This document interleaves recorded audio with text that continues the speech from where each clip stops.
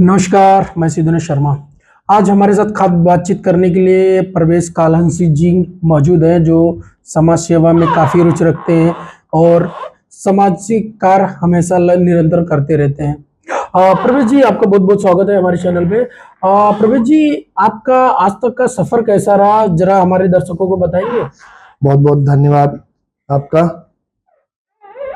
सफर यही कह सकते हैं कि जीवन में बचपन से जब से हमने अपने जीवन को आगे बढ़ाने का प्रयास किया है, तब से एक ही लक्ष्य रहा है, एक ही उद्देश्य रहा है कि जो हमारे देश के अंदर नीचे दबे हुए लोग हैं उनको आगे बढ़ाया जाए।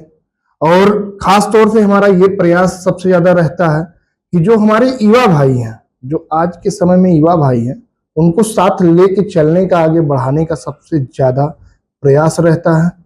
और बहुत सारे ऐसे भाई हैं जो साथ में हैं और हम लोग साथ में मिलके एक अच्छी प्रोग्रेस की तरफ बढ़ रहे हैं आगे। क्या लगता है कि आज के युवाओं को सबसे ज़्यादा किस चीज़ की ज़रूरत है और किस चीज़ के प्रति आप प्रेरित करते हैं युवाओं को? देखिए, हम तो सीधी सी बात है, जो भी हमारे भाई हैं उनको एक ही बात बोलते हैं कि अपने दम पे विश्वास रखो भाई, अपने कर्म पे विश्वास रखो। कर्म करोगे तभी फल मिलेगा, बिना कर्म के कुछ मिलने वाला नहीं है। बहुत से ऐसे भाई हैं जो लोग सोचते रहते हैं कि अब ये फलाना होगा, ये फलाने भाई के पीछे साथ में इनके कहने से इनके साथ रहेंगे तो हम चीजों को बढ़ा सकते हैं। ऐसा कुछ नहीं है। मैं तो सभी भाइयों को कहता हूँ, संघर्ष करो। अगर तुम्हारे जीवन में संघर्ष है तो आप आगे बढ़ेंगे, निश्चिंत है। इसको कोई आप रोक नहीं सकता, आपको पीछे कोई नहीं कर सकता। जो भी भाई हमारे साथ हैं, संघर्ष कर रहे हैं, वो एक ना एक दिन ऊंचाइयों पे जाएंगे। युवा भाइयों को किस तरीके से आप मदद करते हैं या समाज के जो दबे तबके लोग हैं उनको किस तरीके का आप मदद करते हैं? देखिए, मदद करने की जो आपने बात की उस पर मैं आपको बताऊंगा। हम लोग कोई ऐसी मदद नहीं करते हैं कि हम करोड़ दो करोड़ किसी को दे सकें। ऐसी कोई क्षमता नहीं है, ना ऐसा कोई उद्देश्य अभी हम लोगों का है। उद्देश्य पूरा है, जिस दिन उस लायक होंगे वो करेंगे। लेकिन अभी जिस लायक है, जो भी हमारे पास है, वो जो भी भाई है जिसको आवश्यकता पड़ती है, जो हमें याद करता है, जो भी हम लोगों के पास है, उन चीजों से हम लोग भाइयों के साथ खड़े होते हैं। खास करके यूपी के विकास के लिए आपका क्या कहना है? यूपी हमारा सीएम साहब के नेतृत्व में, माननीय महाराज जी के नेतृत्व में आगे बढ़ रहा है और बढ़ेगा। सभी युवाओं का साथ है महाराज जी के साथ। और युवा अपनी अपनी जगह पे, हर एक युवा संघर्ष कर रहा है। युवा आगे बढ़ेगा तो यूपी ऑटोमेटिक बढ़ेगा। क्या दर्शकों को ये भी बताना चाहेंगे कि आपका यहाँ तक का सफर और आपका व्यवसाय किस तरीके से आप स्ट्रगल करके आगे आए यहाँ तक, और आगे चल के फ्यूचर में क्या आप राजनीतिक पार्टियां भी कोई ज्वाइन करेंगे या राजनीतिक में क्या रुचि रखते हैं आप? देखिए, राजनीतिक पार्टी में तो मैं हूँ। माननीय राजा भैया के सानिध्य में हम लोग काम कर रहे हैं। हमारे राष्ट्रीय अध्यक्ष हैं रघुराज प्रताप सिंह राजा भैया, उनके सानिध्य में हम लोग काम कर रहे हैं प्रदेश में। उनकी पार्टी से मैं जिला अध्यक्ष भी हूँ गोंडा जिले का। और रही बात जो हमारे जीवन की, मैं यहाँ तक कैसे पहुंचा, तो इसमें सबसे बड़ा योगदान हमारे मम्मी पापा का है। अगर मैं आज यहाँ तक पहुंचा हूँ तो सबसे बड़ा श्रेय उन्हीं का है। उन्हीं के आशीर्वाद से मैं आगे दिन प्रतिदिन बढ़ रहा हूँ। और भाइयों के भी साथ, और जो भी मेरे साथ भाई रहते हैं, उनका भी योगदान बहुत है। तो आगे की मतलब क्या योजना रहेगी अगर राजनीति पार्टी आप ज्वाइन किए, राजा भैया के साथ पार्टी में कंधे से कंधा मिला के कार्य कर रहे हैं, तो आगे की क्या योजना रहेगी? किस तरीके से आपकी योजना रहेगी? 2027 सामने है चुनाव विधानसभा का, तो क्या लगता है कि इस बार मैदान में उतरने की कुछ तैयारियां आपकी? देखिए, कोई चाह और लालच नहीं है। हम लोग निस्वार्थ भाव से माननीय राजा भैया के साथ थे, हैं और पार्टी के लिए काम कर रहे हैं। जो माननीय जी का आदेश होगा वो हम लोग करेंगे। नहीं तो जैसे माननीय जी का पार्टी, कई बार कई नेता है पार्टी से बगावत करके निर्दलीय प्रत्याशी भी बनते हैं, तो क्या ऐसी कोई ऐसा कोई ध्येय, ऐसा कोई उद्देश्य नहीं है। जो माननीय जी के संरक्षण में है, माननीय जी के विचारों पे हम लोग काम करते हैं। उनका जो विचार होगा, जैसे वो कहेंगे, उस तरीके से हम लोग काम प्रदेश में कर रहे हैं और करेंगे।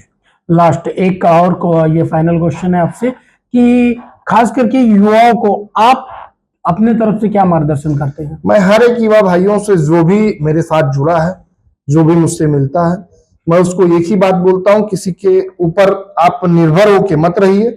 स्वयं अपने अंदर जो आपके अंदर ताकत है, जिस ऊर्जा के साथ आप आगे बढ़ रहे हैं, उसी ऊर्जा के साथ बढ़िए और अपनी क्षमता को हमेशा बढ़ाइए, अपनी चीजों को बढ़ाइए और स्वयं अपने आप पे निर्भर होकर के आप आगे बढ़ने का प्रयास करिए। जी। प्रवीण जी, क्या एक महत्वपूर्ण क्वेश्चन है कि जनसत्ता लोकतांत्रिक पार्टी रखने का क्या मकसद है? देखिए, मेरे माननीय राष्ट्रीय अध्यक्ष जी का जो ये पार्टी का नाम रखा गया, उन्होंने बहुत सोच विचार के रखा और ये जनसत्ता दल का मतलब होता है जनता का दल है। ये किसी एक व्यक्ति का नहीं है, किसी एक विशेष का नहीं है, ये जनता का दल है। जो भी हमारे प्रदेश की, जो भी हमारे देश की जनता, ये उनका दल है, उनके द्वारा बनाया गया हुआ दल है। किसी एक व्यक्तिगत, किसी एक आदमी के द्वारा नहीं बनाया गया, ये जनता के द्वारा बनाया गया, जनता का दल है और जनता उसको स्वीकार भी करती है। कई सारी विरोधी पार्टी और विरोधी नेता भी कई सारे बातें कहते हैं कि राजा भैया खाली प्रतापगढ़ तक ही सीमित है, बाकी और कहीं उनका कुछ अस्तित्व नहीं है, तो उसको लेकर क्या कहेंगे? देखिए, मैं उनको बताना चाहता हूं, जो लोग ये बोलते हैं वो अपना बैकग्राउंड उठा के चेक कर लें क्या था, और जब माननीय जी ने सपोर्ट किया तब वो क्या थे, जब माननीय जी ने सपोर्ट नहीं किया तब क्या थे। माननीय जी हमारे बहुत ऊपर लेवल के नेता, उनके बारे में जो जानता है वो कभी ऐसा नहीं बोलता। हाँ, कुछ लोग हैं जो फ्रेम पाने के लिए जानबूझ के बोलते हैं, ऐसा उनको मैं मानता हूं नहीं करना चाहिए था, लेकिन अगर वो ऐसा करते हैं तो वो ये भी जान लें कि माननीय जी हमारे किसी एक जात, किसी एक धर्म की राजनीति नहीं करते हैं। वो टोटल सारी बिरादरियों को साथ लेकर चलते हैं। कोई भी समाज का हो, कोई भी, आप माननीय जी के पास किसी भी धर्म का व्यक्ति पहुंचता है तो माननीय जी कभी ये नहीं पूछते तुम्हारा नाम क्या है, तुम किस धर्म से हो। अगर उनके पास पहुंचे हैं आप किसी भी तरीके का काम लेकर के, तो माननीय जी हमारे उस काम का निवारण करते हैं, आपकी जो भी समस्याएं हैं उसकी सुनवाई करते हैं। कभी किसी जाति, किसी धर्म और किसी विशेष आदमी से पूछ करके कोई ऐसा काम नहीं किया जाता है कि किसी के धर्म को देख करके उसको प्रायोरिटी दी जाए। और जो लोग ये कहते हैं वो धर्म देख के काम करते हैं, इसीलिए उनकी मानसिकता वैसी है।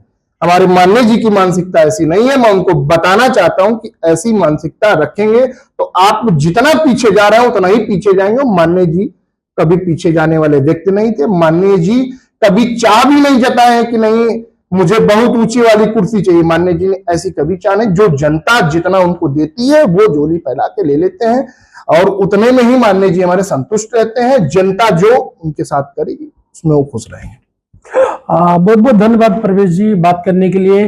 प्रवेश जी ने देखिए विपक्षियों पे किस तरीके से बारिश किए, बौछार किए हैं, ना नाम लेते हुए।